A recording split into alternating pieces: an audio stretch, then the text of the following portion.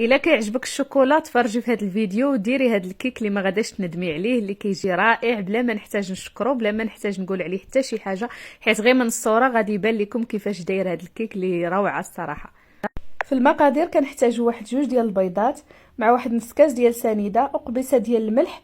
كنطربوا هذا الخليط مزيان، بغيتو تستعملوا الطراب الكهربائي ماشي مشكل.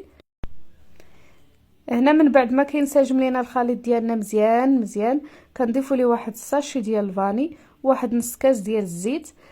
كنخلطوا كذلك المره الثانيه اللي كنحتاجو هنا باش الخليط ديالنا كيكون منسجم، السنيده دايبه وكلشي مخلط مع بعضياته.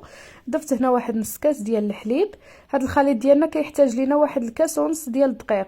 كنضيفوا الكاس الاول مع 16 غرام ديال الخميره ديال الحلويات، ومن بعد كنضيفوا عليه النص كاس الثاني ديال الدقيق اللي عندنا، حتى كنحسوا بالخليط ديالنا ديال الكيك ولا منسجم ولا ما خفيفش بزاف وما ثقيلش بزاف.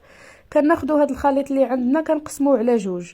النصف الاول كنخليوه ابيض عادي، والنصف الثاني كنضيفوا ليه واحد المعلقه كبيره ديال الكاكاو غبره، وكنضيفوا ليه كذلك واحد جوج معالق ديال الحليب باش يخفف لينا، حيت ملي كنزيدوا داك الكاكاو كيعقد لينا الخليط ديالنا. من بعد كنجيبوا واحد المول اللي كنكونوا دهنينه بالزبده ورشين عليه الدقيق.